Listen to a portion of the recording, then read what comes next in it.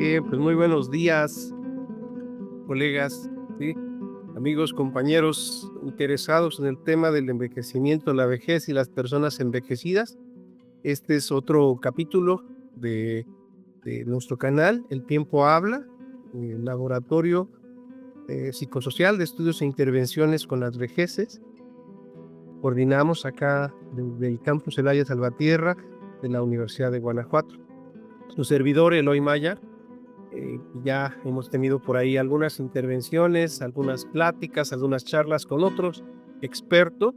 Recuerden que la intención pues es abrir este espacio para que otros colegas del país, también fuera de México, nos puedan compartir pues su experiencia con el envejecimiento.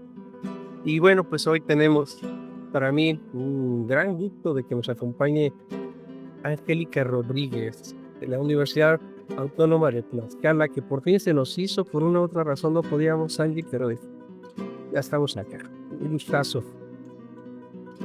Muchísimas gracias, Eloy, por la invitación y un gusto, de verdad, coincidir en este tiempo y en este momento. Gracias, Angie.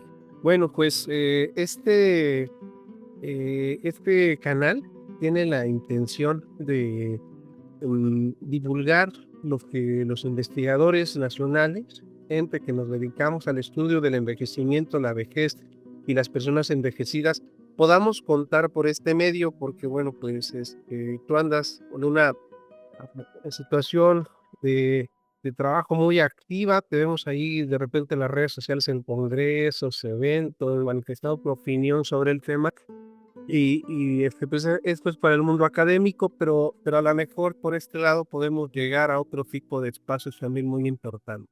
Y bueno, pues vamos a tratar de hacer un diálogo, Angélica, para ver qué nos regalas el día de hoy, sobre todo tu vasto conocimiento sobre el envejecimiento. Cuéntanos un poquito, dónde te formaste, cómo llega Angélica a los estudios de envejecimiento. Gracias, Eloy. Pues una pregunta que siempre nos hace pensar en los inicios de todo este momento de nuestra trayectoria, pues académica.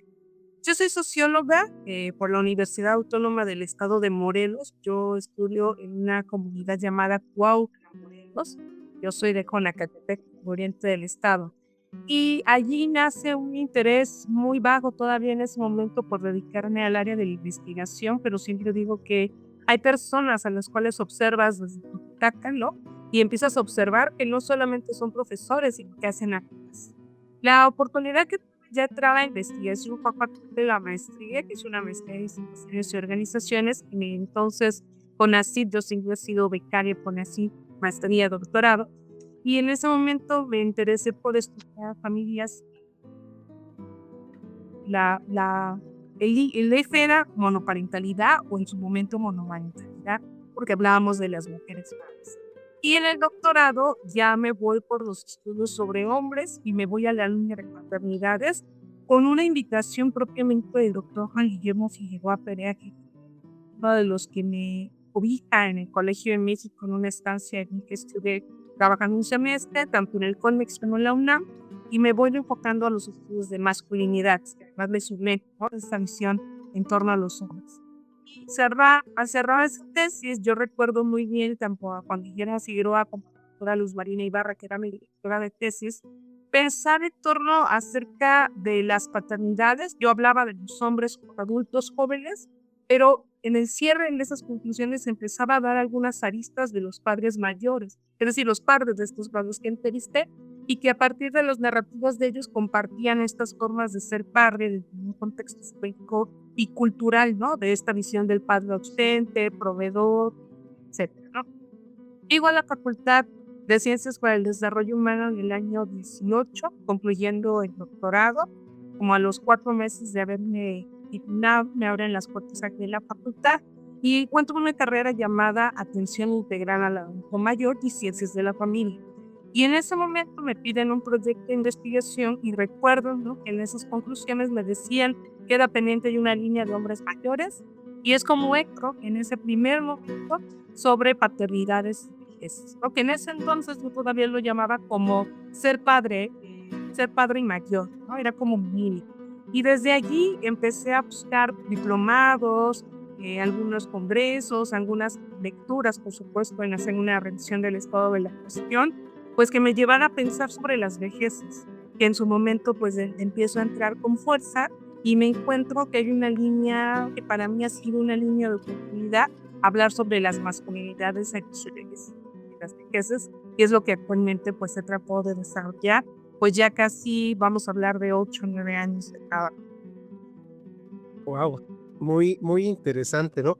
Otro camino súper importante para poder trabajar con el tema de las vejeces, las masculinidades en las vejeces. Y bueno, me llama mucho la atención y luego llegué a la reflexión con lo que dices sobre cuando empezaste a buscar material, se me ocurrió que este material debe de ser escaso.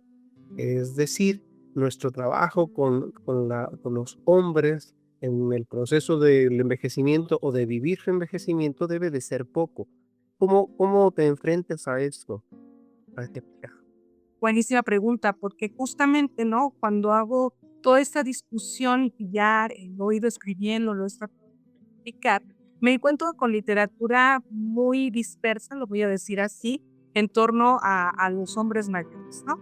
Encontré literatura de Argentina con Ricardo Yacob, encuentro en Perú con Padilla, el doctor Padilla, ahora su hija además es una de las expertos también en envejecimiento, que es en Gran Bretaña, y en México un libro por ahí que nació de Juan Guillermo Figueroa y Alejandra Salguero, sobre envejecimiento, pero que además es como un tercer título de ese libro. Ahorita no recuerdo el nombre como.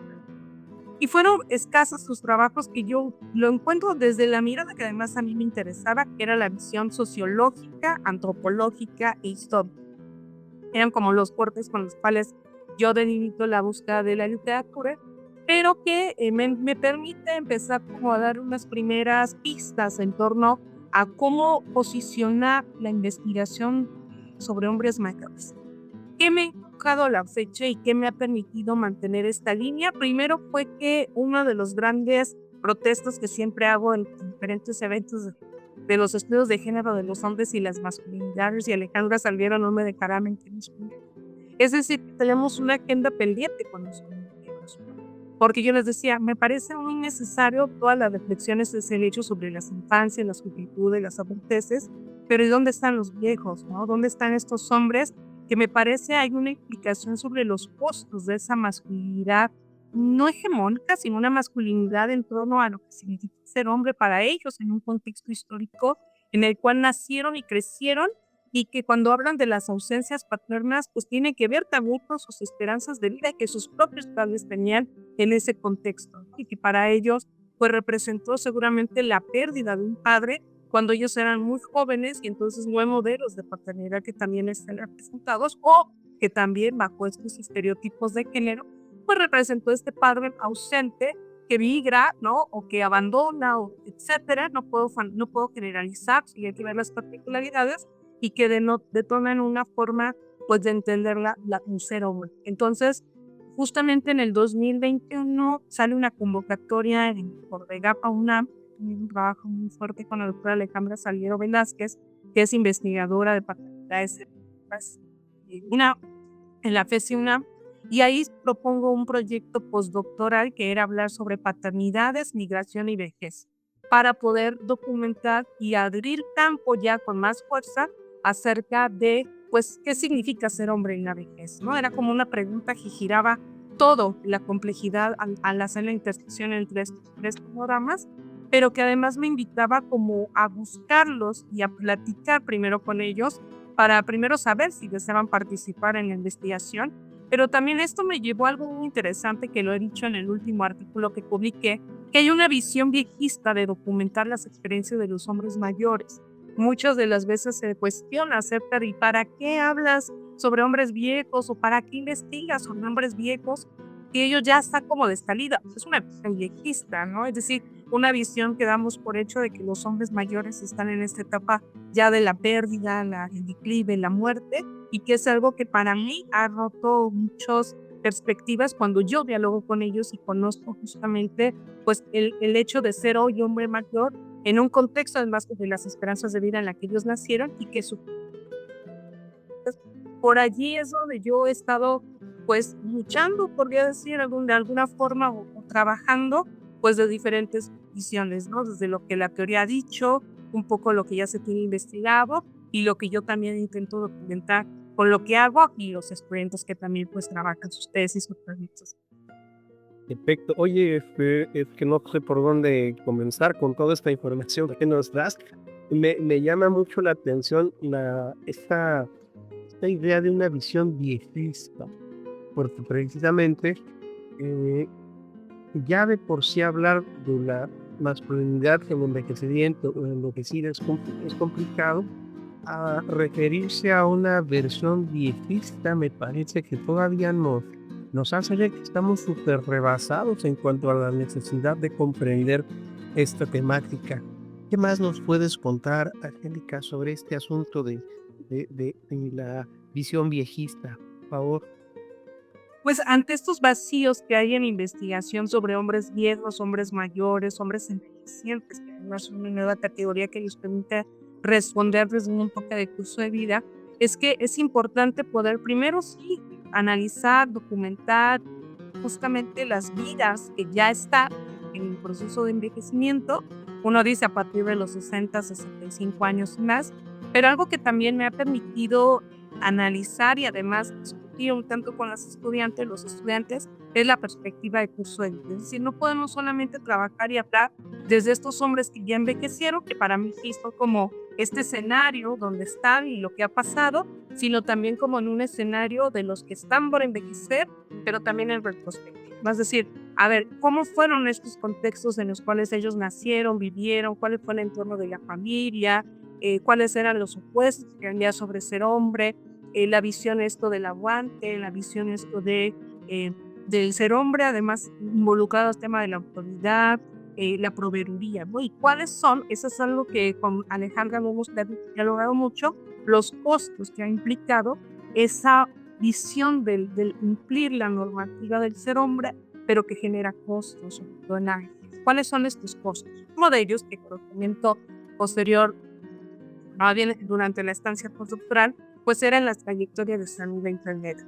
Es decir, cómo estos cuerpos, que además Beno de Keyser los llama como estos cuerpos máquina, pues tienen esta visión de trabajar, de hacer, de lograr de manera material algo para dejar a las familias, a los hijos o para ellos mismos. Algunos autores lo llaman como la materialización de la masculinidad. Cuando son viejos y hay un cuestionamiento en torno de ¿lograste los objetivos del ser hombre? Para ellos dicen sí, porque di carrera, tuve una casa, nunca dejé a mis hijos solos, les proveí. Pero también me parece que dentro de estos costos de salud, de salud, enfermedad, pues van en las variantes acerca de cómo los cuerpos también les pasa ciertas facturas sobre estas formas de ser hombre, ¿no? Son hombres que llegan a la vejez, por ejemplo, con algunas implicaciones en términos de un desgaste, por ejemplo, articular en rodillas, en las manos, en los pies. Tenemos casos de hombres que decían ellos, yo nunca visité un médico durante toda la etapa de la adultez. Y yo siempre lo digo así, transitaron del pediatra al geriatra. Es decir, en la infancia fueron las madres que les llevan a estos hombres a los médicos y en la vejez son las hijas, las esposas u otras mujeres que los están llevando, ¿no? Porque ellos dicen, yo no necesitaba ir, yo con una pastillita de paracetamol era tomármela para mañana pues darle a la máquina y seguir trabajando. Entonces, estos costos que están implícitos pues traen también referentes simbólicos de poder que no solamente representan dentro de sus propios cuerpos, sino en las relaciones con otros y otros. Hombres que llegan, por ejemplo, con menos redes de apoyo. ¿Por qué? Porque estuvieron ausentes o no se construyen en comparación con las mujeres. Hombres que decidieron que sus redes de apoyo son temporales, es decir, laboralmente, este compadre, este amigo para irnos a tomar un café, una cerveza, algo, pero que no es esa misma red que se va a ver en la vejez, porque además serán perdiéndose. Entonces, son como estos ejes por donde yo he ido documentando, reflexionando, y el tema que también en su momento damos sobre las soledades, los silencios, pero también los malestares que los hombres se enfrentan siendo viejos, siendo mayores, ante la pérdida de la cónyuge, la salida de los hijos del espacio de la familia o el retorno de estos hombres que estuvieron fuera de esos espacios del hogar y que regresan después de 10, 15 o 20 años de estancia migratoria, no solamente en Estados Unidos o Canadá, sino en otros estados incluso, ¿no? Me gusta, ¿no? Me regalaste el concepto de cuerpo máquina y me acordé de lo que dice Merleau-Ponty sobre el cuerpo. Se existe desde el cuerpo. Entonces, fíjate que qué interesante lo estás dejando, porque yo existo desde un cuerpo máquina, ¿no? Un cuerpo que sí siente, claro que siente, pero que no es pensado y aceptado el sentir, ¿sí? Estamos hechos para producir, por ahí creo que sería la idea, ¿no? Nosotros producimos un montón de cosas, entre ellos la estabilidad para la vida. Estamos condenados a esa producción, por eso es un gran regalo el concepto de cuerpo máquina. Me quiero ir a otra cosa, Angélica, ¿no? Los costos. Y ahí pues creo que empezamos como a podernos tocar un poco porque en esos costos hay una implicación fuerte de la salud mental, ¿sí? O de lo que podemos vivir en términos de alteración, conflicto o problema psicológico. Me gusta que mencionas los silencios y las soledades, ¿sí? Los hombres silenciados en su vejez, ¿no? Que podría parecerse a esta idea maravillosa y romántica del viejo sabio, pero creo que en realidad es una figura doliente, ¿sí? De un hombre callado y un hombre solo. ¿Qué nos cuentas de eso? Son ejes que hemos encontrado, ¿no? Y que de repente pues los empieza uno a documentar porque digo, desde las diferentes disciplinas con las cuales miramos pues esta situación de los entonces nos lleva a encontrar parámetros. Por ejemplo, encontré casos de hombres, hay un artículo que escribí sobre las demencias en hombres mayores. Y yo me preguntaba de manera muy baba de por qué los hombres son quienes más desarrollan un tipo de demencia cognitiva, ¿no? Y me encontraba junto con el geriatra explicándome que había como muchas cuestiones de estos silencios que se callan los hombres, no solamente cuando son viejos, sino con mucho tiempo, porque además eso es lo que aprendieron, ¿no? No pueden demostrar fragilidad o sentirse vulnerable ante otro hombre. Sí puede suceder, y lo he visto en unas entrevistas que he hecho con ellos, que pueden expresar estas emociones y se permiten además expresar estas emociones en ciertos espacios, como puede ser en lo íntimo de la familia, a lo mejor la esposa en la que acompaña, ¿no? Justamente estos malestares, estas incomodidades, pero también, lo dice mucho Michael Kaufman, esos espacios de la masculinidad donde se van a permitir ser, como puede ser un bar, como puede ser seguramente un escenario de fútbol, donde ahí sí se permiten abrazar, besar, tocarse entre hombres, ¿no? Tener estas prácticas homoeróticas, como hemos dicho también desde los estudios de género de los hombres y las masculinidades, pero no en otros espacios sociales, ¿no? No en los trabajos, no en otros lugares, sino que siempre donde se justifica. El decir, claro, estaba con unas copitas de más y entonces pues como que me sentí un poco sensible de compartir, ¿no? Incluso las canciones, yo siempre he dicho, revisen mucho la música. En su momento estos hombres refieren a música de Vicente Fernández. Bueno, cómo esos relatos que nos narran desde la música dicen algo sobre el ser hombre, ¿no?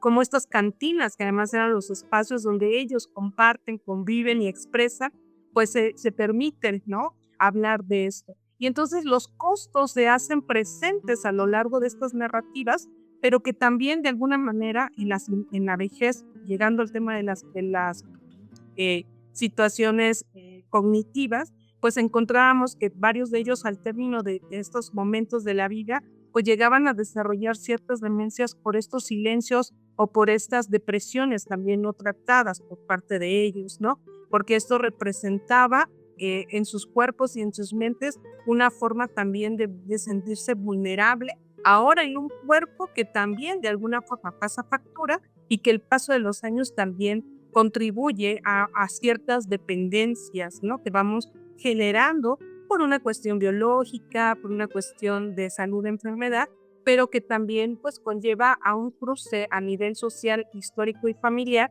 pues a relaciones que ellos también pues les ha generado cosas. Hay un texto, igual si gusta leerlo, que publicamos con la UNAM, de un hombre mayor, por ejemplo, que relataba su retorno migratorio y él decía que cuando regresa después de 20 años a casa, él migra cuando tiene 50 años porque tiene a su última hija. Su preocupación en ese momento era, ¿y cómo la voy a sostener? Si ya tengo hijos mayores, ¿cómo voy a sostener a esta última hija? Se va por 20 años, regresa. En esos 20 años estoy hablando de una generación de los 90 que vivió. No había teléfonos celulares, no era por llamadas de casa, etc. Pero no había una comunicación constante. Cuando él regresa, él habla de que hay una situación de desaliento para él porque su hija no lo reconoce, la pareja tampoco lo recibe, y él dice, yo mandé para hacer esa casa, construir ese espacio, con ayuda de mi pareja, por supuesto, pero decidí quedarme a vivir a mis últimos años en un pequeño cuartito que habían hecho a un lado.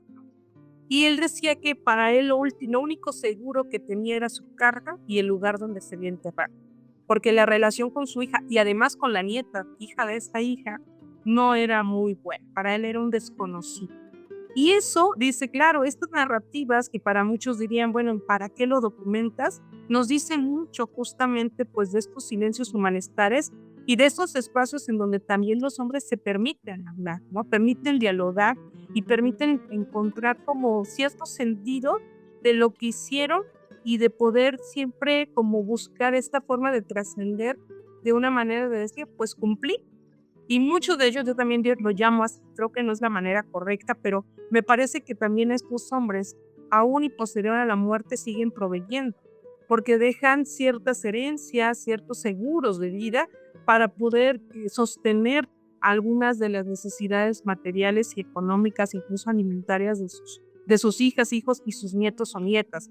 Pero también algo, y con ellos cierro para poder dialogar un poco más, era la manera en la que ellos manifestaban que lo que no pudieron hacer con sus hijos e hijas, tratan de resolverlo de alguna manera con sus nietos o incluso con los bisnietos, ¿no? Por eso siempre está esta frase de, es que mi papá es diferente con mi hijo, o es distinto con tal persona, ¿no? Ese no era el papá que yo conocí, porque para ellos es como este espacio de poder liberar ciertas tensiones de lo que implicaba ser hombre, pero también de reconocer que el ser padre es para formar hijos responsables, pero el ser abuelo o bisabuelo es para poder cuidar, convivir o tener espacio en hijos con ellos sin ellos, ¿no? Entonces, esos son los escenarios muy generales que puedo compartir y que todo eso que comparto ahorita pues están como en mis escritos, donde trato de dar estos ejemplos de la vida para poder decir, veamos lo que viven los hombres mayores y comprendamos los escenarios en los cuales ellos también se están enfrentando,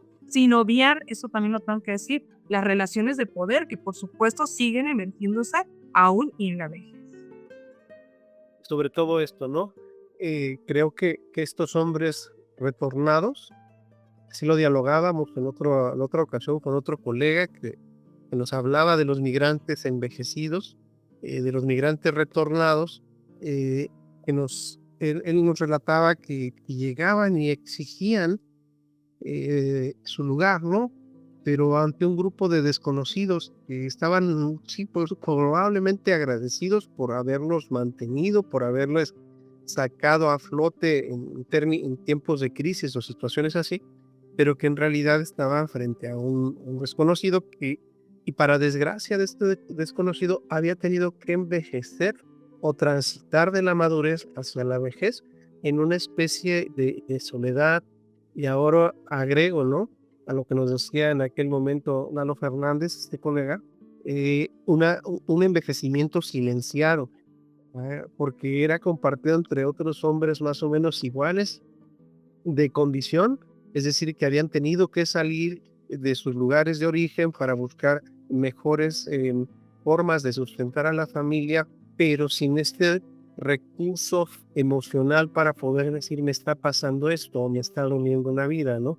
Entonces, en conclusión, tendríamos un montón de hombres que están envejecidos, pero en silencio, ¿no? Sin poder decir que la vida les está doliendo, la vida que dejaron en México, pero también la vida que están experimentando en ese momento.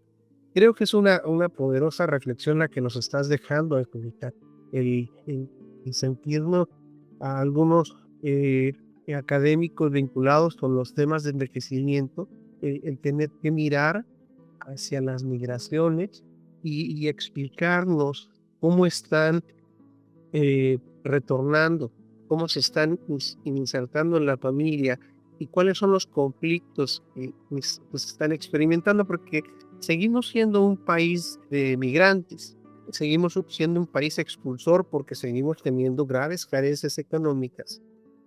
Bueno, nos dejas esta reflexión, pero me sigue llamando mucho la atención que gran parte de lo que nos cuentas gira en torno a costos socioemocionales, a costos sociológicos, familiares, eh, creo que no se resuelven, sí, con el retorno de la persona. Hablando de los costos, Angélica, de la dificultad para entenderlos desde nuestras disciplinas, sino más para atenderlos desde los recursos sociales, de salud, incluso familiares con los que contamos.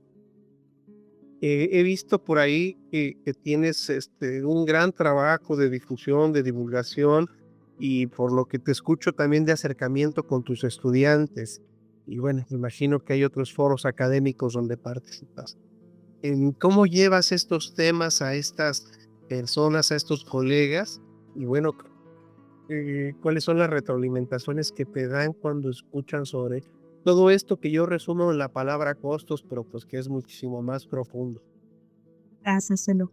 Pues primero, pues algo que también siempre los dicen es esto que llaman la atribución social, ¿no? De poder compartir, no solamente como en estos espacios académicos, también de la vida cotidiana. Y he tenido la oportunidad, como hoy me has brindado este espacio de compartir esto y estar reflexionando.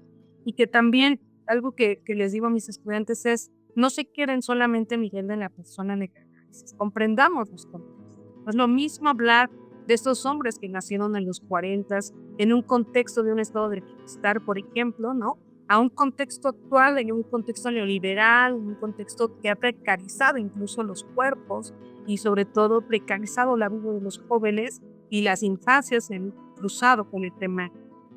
Y eso es importante decirlo, ¿no? Porque además dentro de un sistema capitalista neoliberal, pues claro, lo que más importa son los cuerpos productivos, pero también los cuerpos reproductivos y que nos lleva a otras reflexiones cuando hablamos de las vejeces femeninas, ¿no? De por qué se nos considera a las mujeres cuando somos en la etapa de la menopausia como sujetas envejecidas, ¿no? Nos lleva también a replantear cómo hay una construcción social acerca de los cuerpos viejos, la apariencia, las arrugas, las canas, y lo que algo me interesa y regreso a la pregunta de quiénes se consideran viejos, ¿no? Luego cuando yo preguntaba cuando los hombres o las mujeres, hermano, es que viejo para mí es aquel que va con la moneta, o es aquel que lleva la silla de ruedas, o es aquel cuerpo encorvado, entonces siempre como en estos señalamientos, ¿no? Y que me parece que hablar entonces de vejez o envejecimiento, pues nos lleva también a repensar que no es una etapa, sino que también es un proceso acumulativo de la vida y que hay una construcción social, cultural en torno a lo que significa envejecer. Ahora, algo que estamos haciendo justamente desde ya la licenciatura en Gerontología Social de aquí de la Facultad de Ciencias para el Desarrollo Humano de Tlaxcala son estos acompañamientos en diferentes escenarios como PAN Bondit. He tenido la oportunidad en este semestre de poder participar con mis estudiantes para poder llevar algunos proyectos de intervención o acompañamiento con los hombres y mujeres que asisten a casas de día, por ejemplo. Y algo que nos llama la atención es que de 20 mujeres solamente van 3 hombres.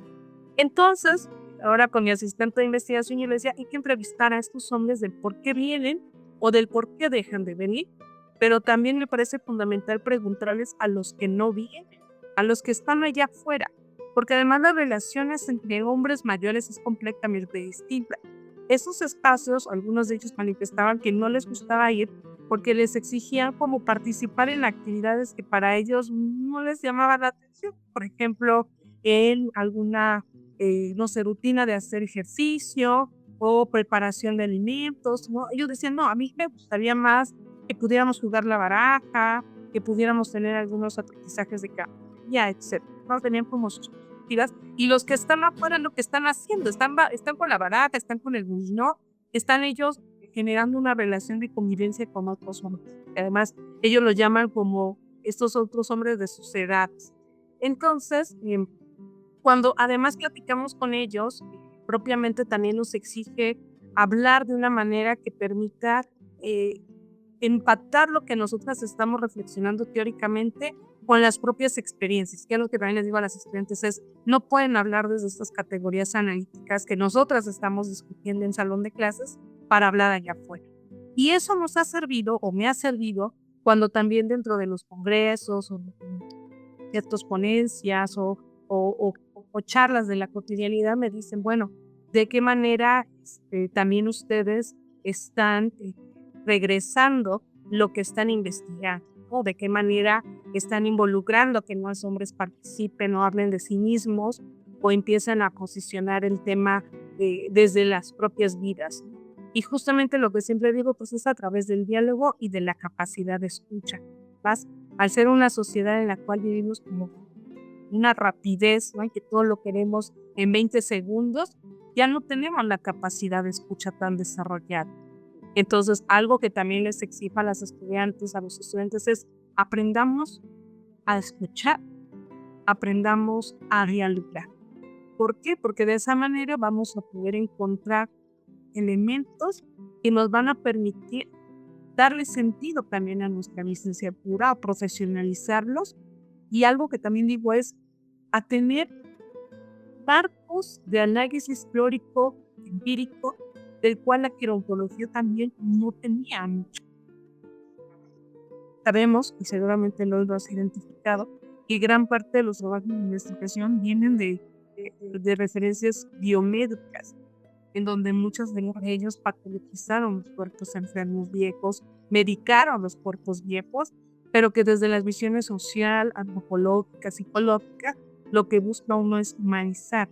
Y lo que decíamos es ponerle voz y rostro a la estadística. Sabemos que el envejecimiento está pasando y somos nosotros, además, los viejos de esa generación que hablan del 2050, pero dices, ¿pero quiénes son?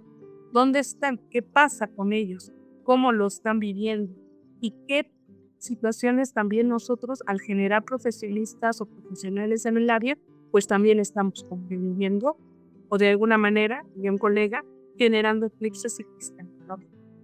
De que a veces solo vemos ciertas cosas al ponernos ciertos lentes teóricos que no vemos otras realidades y que eso también, digo, de alguna forma es parte de lo que siempre denominamos el aporte del conocimiento, que en su momento va a ser cuestionado, pero que al menos hemos dejado algo en ciertas etapas, en ciertas generaciones, para que en un futuro más profesionales en la investigación, pues cuestionen todo esto que nosotros también estamos dejando por ahí en la investigación.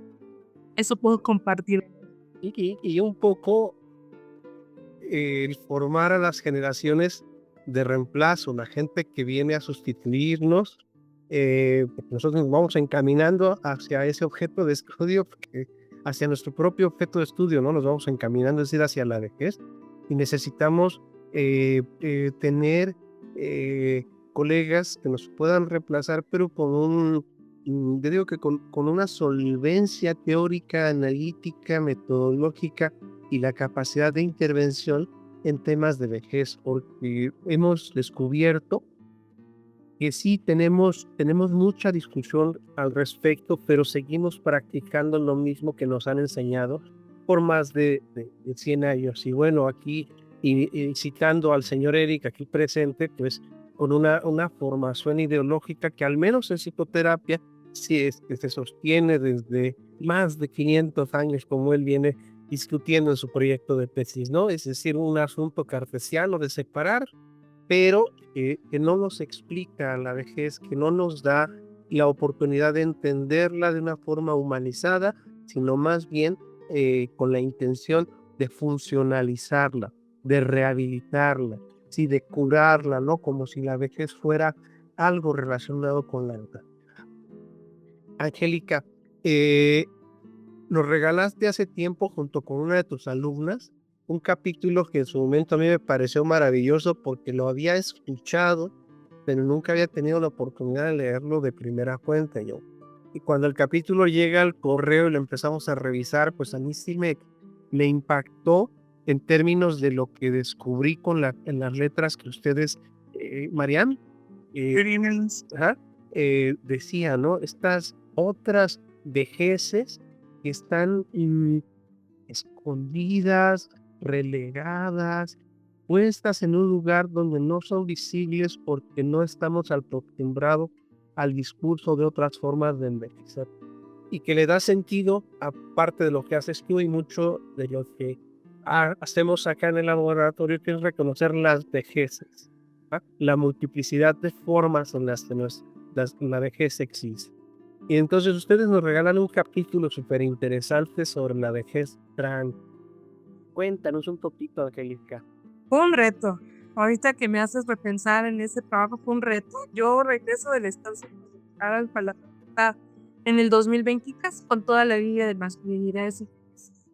Y en el salón de clases yo no conocía un Messi Group, porque además cuando me voy y fuimos en pandemia y cuando ya se ha entrado desde clases. Y me encuentro con Mariana Alonso, una joven que cuando me ve me dice, le estaba esperando, que nadie quería tomar este tema de investigación aquí en la universidad conmigo. Y me decían, cuando regrese Angélica, ella te va a querer elegir. Platico con ella y le digo, a ver, pero ¿cuál es tu idea? ¿Qué traes? No, pues estoy interesada en hablar sobre las vejeces en las mayores de edad. Y en ese momento dije, ok, ya 3 años antes con INAPAM yo había hecho una participación sobre las vejeces de la comunidad LGBTQ+. Cuando me da este reto le dije, vale, pues lo hagamos juntas, porque yo también no estoy tan preparada para decir desde ese marco teórico o referencial, pero hay que leer. Y empezamos a investigar, a indagar primero la parte teórica, al final, no sé, ontológicas, incluso epistemológicas, y traer un poquito a Yuri Butler en la discusión, la perspectiva de curso de vida, para poder decir, claro, si queremos hablar de vejeces trans, tenemos que comprender de qué vejez estamos hablando, de quiénes estamos hablando, ¿no? Porque no es lo mismo, y encontrábamos en la literatura, por ejemplo, que en los 90, pues se hablaba mucho de las personas homosexuales o lesbianas, pero que es hasta después de los 2000 que las personas trans comienzan a salir a la luz y comienzan justamente a buscar la exigencia de sus derechos, pero también a envejecer. Y el siguiente reto que nos tocó fue encontrar personas mayores de 60 años que, además que quisieran participar en esta tesis, estuvieran viviendo este proceso de envejecer, y le encontramos en el estado vecino que fue Hidalgo y nos quedamos con un caso. Ese capítulo sale de un caso. Y lo que nosotras empezamos a identificar puede hablar de estas vejeces diversas, ¿no? Ahora se le pone un apellido, pero que desde la perspectiva de la gerontología crítica o sociocrítica, que además contribuye a la 4ª generación de teorías sociales del envejecimiento y la vejez, pues es poder hablar justamente desde la perspectiva de la interseccionalidad, de que no todos envejecemos en las mismas cosas. Y de por sí ya la vejez femenina o masculina, heteronormada, tiene complicaciones, pues imagínate lo que viven ahora los cuerpos que tuvieron que vivir un proceso de exclusión, de fobia social, incluso muchos de ellas mueren por situaciones de transfobia, ¿no? Y una discriminación a los cuerpos que cambian de manera a veces complicada, porque tampoco tienen el capital económico para poder tener esta posibilidad de hacer las cirugías, ¿no? Y cambios en su propia identidad personal, y que conllevó, por supuesto, a entender por eso por qué la esperanza de vida en las personas trans es tan pequeña, de 35 años.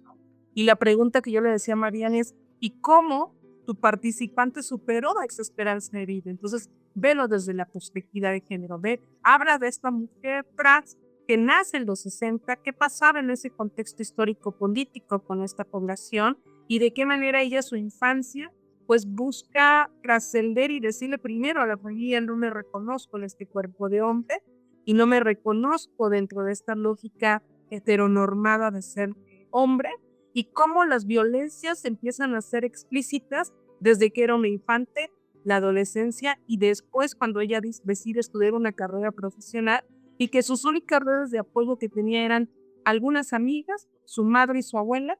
Y algo que me llama mucho la atención en ese cierre de capítulo es, aún en el envejecimiento de ella, pues sigue viviendo procesos de complejidad de sostener y de vivir como mujer mayor trans, porque a pesar de los logros en sus derechos, en los cambios en las políticas, de su propio reconocimiento de la identidad, pues siguen teniendo muchas discriminaciones, por ejemplo, en el espacio de salud, por ejemplo, ¿no? Poco acceso a empleos que les permita sostener su vida aún y en la vejez, y la implicación también de las pérdidas que ellas van viviendo, no solamente en la imagen corporal y física ante estos cambios de la identidad, sino también de todas estas redes de apoyo que ellas las sostuvieron en momentos de mayor crisis y de mayor búsqueda de ser quienes son, ¿no? Y entonces, me parece que cuando nosotras y nosotros empezamos a establecer estas otras líneas de investigación sobre las vejeces, pues nos está contribuyendo también a dejar un marco de reflexión personal, académica, pero también política. Es decir, están. Y todas estas poblaciones que ahorita están exigiendo sus derechos, pues están envejeciendo. Pero la pregunta es, ¿cómo están envejeciendo? ¿Y qué pasa en ellas, en todo este entramado de violencia, entramado político y entramado en la búsqueda de sus derechos para vivir y envejecer en las mejores condiciones? Porque si no, por lo que siempre digo, lo que no se nombra terminamos creyendo que no existe.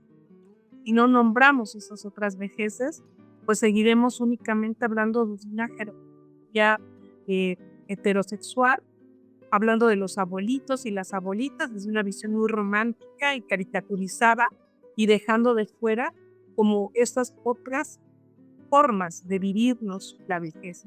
A veces es luego sin etiquetas, pero me parece que de alguna manera en nombrarlos con ciertas etiquetas también ha contribuido en decir estamos, existimos y tenemos también estas existencias. Entonces nos falta hablar sobre las vejeces homosexuales, las vejeces de mujeres lesbianas, las vejeces transgénero, transexuales y otras disidencias que están marcando un territorio en este contexto histórico, político y social en el cual vivimos, ¿no? Seguramente diremos, pues en un futuro no inmediato, pues otras formas que no hemos dicho, que hemos nombrado. Hablar de estas disidencias hasta que dejen de ser disidencias, ¿no? Hasta que se vuelvan parte de lo que somos, ¿no? Eh, por ahí, uno de los músicos que más nos gusta, Francisco Barrios el Martoso, dice que somos muchos grupos separados y somos muchas disidencias y que no estamos unidos y eso nos hace vernos como tal, ¿no? Como algo que está roto y no como ese contrapeso que se necesita para balancear la justicia social. Y interesante, también me haces pensar en otras vejeces no nombradas, ¿no? Por ejemplo, aquellos oficios o aquellas actividades que se quedan sin la posibilidad de vivir una vejez con calidad. Y nada que ver con lo que cuentas, pero me estaba acordando de una entrevista que hice hace muchos años, quizá la primera que hice o la segunda que hice a un adulto mayor, que era un luchador, que fue un luchador famoso y que luego cuando ya no pudo ser luchador ya no era nadie, ¿sí? Entonces también es parte de reconocer que hay profesiones o que hay acciones que mantienen la vida, que cuando se acaban, entonces el ser humano desaparece, ¿no? Es muy interesante lo que nos cuentas. Creo que está también en la agenda, no solo en la política, sino en la académica, el que podamos discutir sobre este tipo de cosas, ¿sí? Para poderlas mencionar como parte de lo que nuestros estudiantes se van a enfrentar, ¿sí? Que dejen de estar invisibilizadas y sin el derecho, en nuestro caso, el acceso a la salud mental. Y bueno, creo que también para el suyo. Angélica, súper interesante lo que nos cuentas. Vamos cerrando un poquito la charla contigo, si no nos quedamos aquí todo el día. Cuéntanos un poco qué estás haciendo ahora en términos de investigación, de producción, que podamos escucharte y saber, ¿sí? Y quizá por ahí en alguna de esas hasta engancharnos para trabajar contigo o junto a ti. Gracias, Ena. Pues justamente algo que señalabas, mi proyecto desde el 2019 se llama Vejeces Periféricas. lo que yo he tratado, el título general es Vejezas periféricas, la construcción social de la identidad masculina en discurso de vida, vejez, género, cuerpo y cuidados. Todo eso trato como de entrarle, ¿no? De discusión. Porque lo que encontraba justamente era esto, ¿no? Como todas estas vejeces que quedan fuera dentro de la norma, de lo que llamamos envejecimiento exitoso. También lo cuestiono muy fuerte.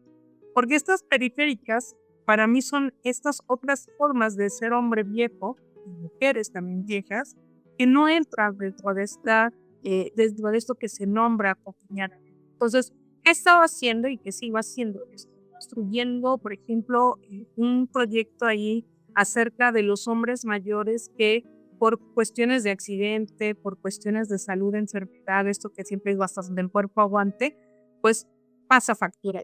Entonces, he documentado el caso de hombres que han sufrido algún tipo de amputación física y que se encuentran en el espacio social, pues en una situación de precariedad económica, social muy fuerte, ¿no? Y de no saber, ahí es donde sí me tensa de repente un poco en cómo mejorar esas condiciones de vida de las personas mayores que viven en una amputación.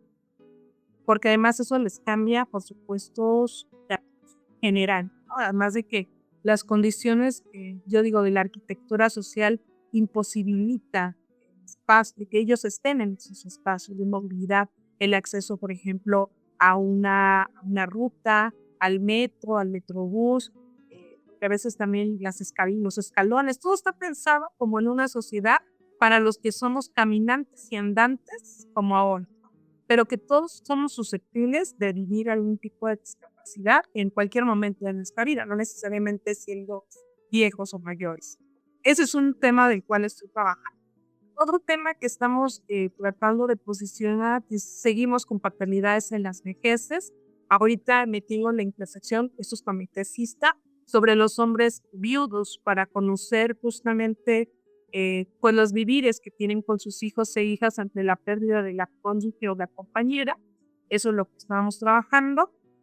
Y pues nada, me parece que eso es como a grandes rasgos lo que he tratado de ir documentando sin perder mi línea masculinidades en los envejecientes para poder dar un pasito más allá de lo que comúnmente se habla.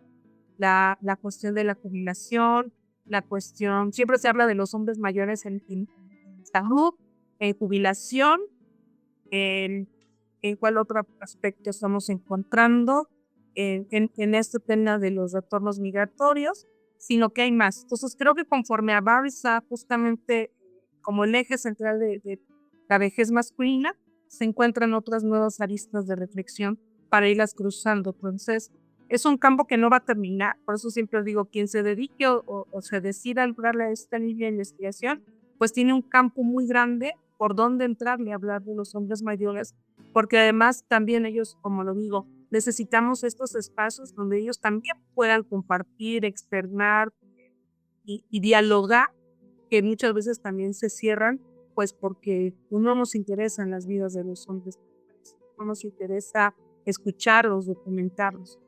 Y eso es como por donde ando hoy, así, a grandes rasgos. Ahorita, seguramente traerás ahí un montón de ideas cocinándose. Interesante, ¿no? Muy interesante todo tu trabajo, la perspectiva que nos das. A nosotros, en psicología clínica, pues nos parece muy importante el poder comprender la dimensión social para poder saber cómo llega al consultorio, cómo llega, cómo se convierte en conflicto en la dimensión social y pues, tener alguna otra herramienta para poder atender a las personas que buscan apoyo a través de las comunidades. Te agradezco mucho, Angélica, este trabajo que nos compartes, estas ideas tan profundas. Yo deseo que no sea el primer encuentro que haya entre el laboratorio y tu área de trabajo y bueno, pues ojalá que pronto podamos por ahí seguir dialogando. Y bueno, gracias, Angélica. Y pues aquí a todos los colegas, los compañeros y la banda que nos sigue pues, en este canal del Tiempo Habla, el Laboratorio Psicosocial de Estudios e Intervenciones con las Vejeces, pues les agradecemos mucho. Compártanlo. Sí, vamos a hacer que este pensamiento y esta acción de los colegas académicos pues llegue más lejos. Gracias, Angie. Te mando un abrazo. Espero que pronto nos conozcamos o sigamos trabajando también, que te siga recuperando mucho. Hasta luego. Gracias, Eloy. Eddie. Muchísimas gracias. Lo ven un ratito. Gracias a ustedes. Aquí seguimos, ¿eh? Un gusto.